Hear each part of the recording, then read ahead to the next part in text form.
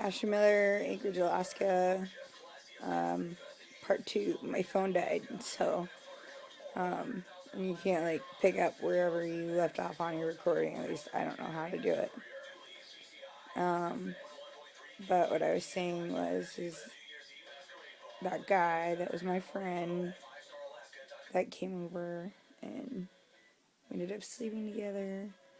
And like, we basically just told each other, like he's in no place to get into a relationship, and like I'm not either, but I'm not necessarily looking just for someone to like come over and have sex with me and then just leave. Like when I was all fucked up and suicidal, I would not care. But I feel like I've improved somewhat in my life, and I'm just not looking for that. But it's hard to define what I want. I don't know.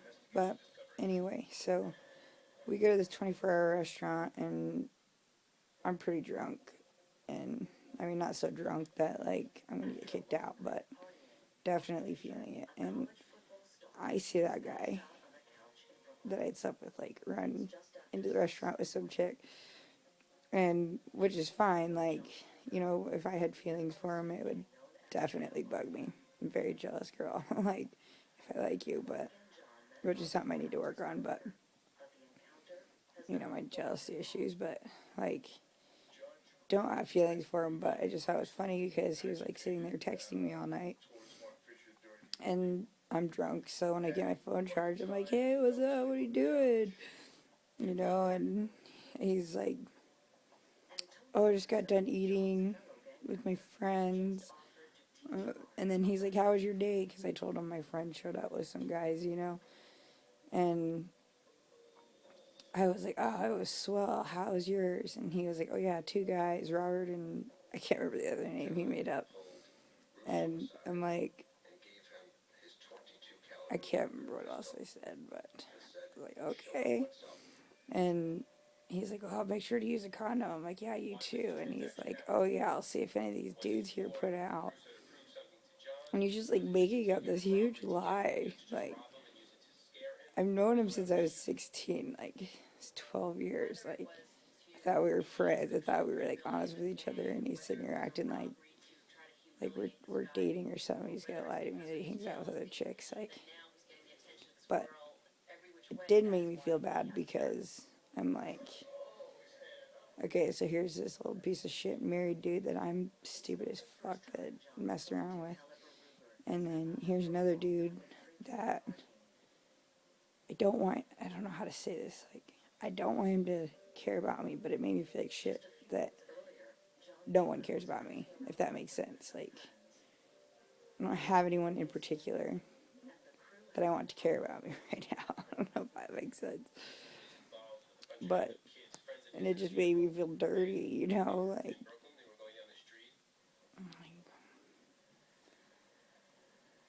just total reminders of a lot of bad decisions that I've made. Like, I don't know. I've never, like, with my depression, all that, normally, like, I just kind of, like, go, like, lifeless. And last year, I just went reckless. Like, and it's just like no matter where I go, there's constant reminders of my fuck ups. And I don't know. And then me and the guy that my friend was trying to hook me up with and her come back to my place. And, because the other guy got dropped off at the airport. And, like, we parked to where, there was, like, no one was going to be blocked in. It was actually the perfect parking spot. My brother's fucking wife, like, texted me. She goes, "Nice parking job, blocking my driveway. Move it, please." And it's like, why do you have to be such a fucking cunt? Like, why can't you just be like, "Here's my issue, and I'd like you to park here"? Like, why is it gotta be, like, this big fucking ordeal? And, like, even my friends are like, "This is not blocking at all." Like, And I was like, "Well, we parked there, so we weren't blocking anyone." And she goes, "Try again." It's like, fucking tell me where you want me to park, goddamn bitch. Sorry, they might be home, so I gotta be careful. I don't need any fist fights tonight. But, so, anyway, okay, well, we gotta take my friend to the airport at 12. Where would you like us to park? As long as they're not coming back, you're fine. And I don't remember what else she said. And I'm just like, okay, this is why I don't talk to you, because you're always rude. Because I've told her, like, last week or something that I'm just going to start ignoring her texts because she's so rude. I only talk to my brother. I was being polite just by answering, so we fucking figure out where to park. And so, yeah, I said, you're rude. And when I moved in, Kyle told me that I could have people over at any time. And, you know, if you guys have changed your mind, then, you know, you need to let me know. I don't read minds. So she goes from saying, as long as these people don't come back, park anywhere you want. So basically, don't park anywhere because I don't want them to come back, right? So when I sent that text, she goes, oh my God, I'm not playing into your victim card. Like, she always says I play the victim. She's like, you can have guests. Just learn how to fucking park. And she's just, I just said, Roger. You know, like, the fuck. You know, like, if I respond back, like, it's just gonna go on and on and on. So that pissed her off, and she goes, just remember, everything that you're fucking sitting on is mine. This is my house, and I paid for it. And the guests that you have, they're sitting on my shit. I told them I'd bring my own shit in. They're the ones who insisted that I use their bed, insisted that I use your furniture, because you didn't fucking want to get up and move your shit. I had my own shit. So, I don't know.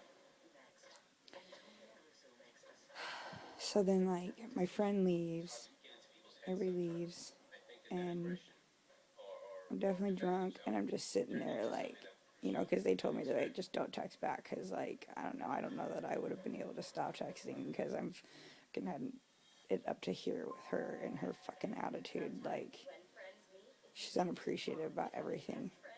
Fucking clean, fucking do their laundry, and do I get a thank you? No, I get a fuck you, get your shit out of the dryer, like, kind of thing, like,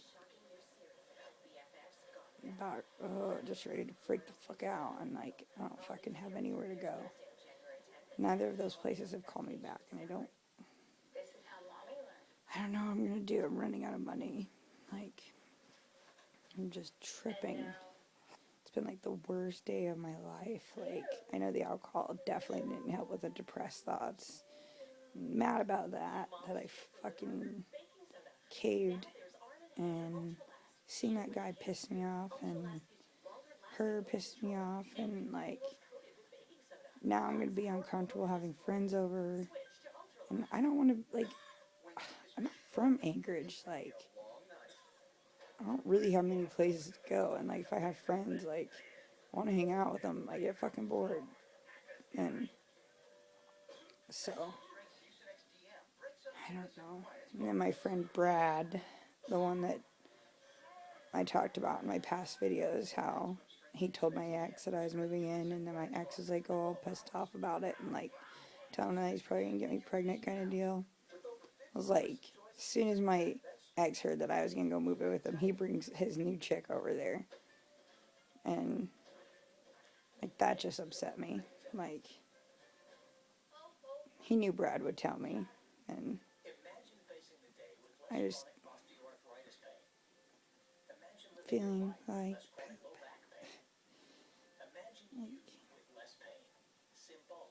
it's like, as mad as I am at my ex, it's like I'm just as sad that it's over. Like, I'm so mixed feelings. Like, I just have this gut feeling, like, once everything calms down, because everything, if you've been watching my videos, everything happens so fast that I don't think he has time to even think. And I feel like once things calm down, he realizes what he's doing. Like, he's gonna realize that he made a mistake.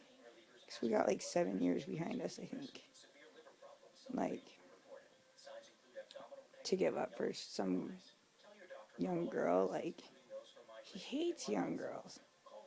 I mean, he doesn't hate them, but he just doesn't think they're intellectually, like, up there. And, compared to, like, a 30-year-old man. And so, I don't know. I just feel like once everything calms down, he's going to realize that he made a mistake. And then I'm probably going to be like, fuck you, I'm done. And it's over forever, and my family will never be. And it's just so hard to accept. And I'm just, I don't even remember what else happened, but oh, and then I talked to my grandma, and like apparently my brother and his wife and my grandma and all of them have been doing shit with my dad. And like my grandma's on my side, but the rest are not. And I don't know. I just feel like I lost my family. Like my ex didn't leave my daughter, but that unity that we had. I fucking have no relationship with my mom or my dad. Aunts, grandmas, like there's only like 3. I feel so lonely and depressed about it. And it's shitty, but anyway. So I figured out that song that I wanted to leave you guys with, because I'm gonna go now, because I'm gonna run out of time. Papa Roach, Scars.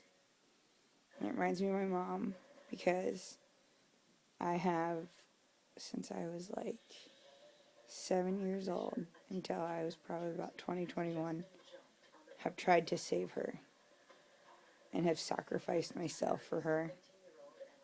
And when I heard that song, like, it really, like, because other people kept telling me, you can't fix her, but you gotta learn that for yourself. And